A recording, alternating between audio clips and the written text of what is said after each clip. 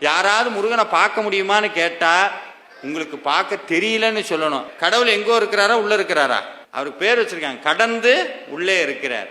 ஒரு விஷயம் சொல்றேன். இப்ப இந்த வாட்டர் கேன் இருக்குது, கண்ணுக்கு தெரியுதா வாட்டர் கேனு? நல்லது. உடனே மேஜிக் ஷோ பண்றான்னு நினைச்சிடக்கூடாது.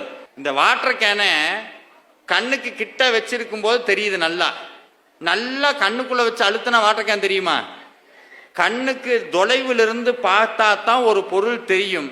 கண்ணுக்கு கிட்ட கிட்ட வர வர வர அந்த பொருள் தெரியாது.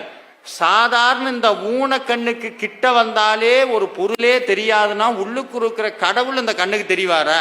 தெரிய மாட்டார். ஆனா அதை பார்க்கணும்னா அப்படின்னா அதுக்கு உணர்வு தேவை.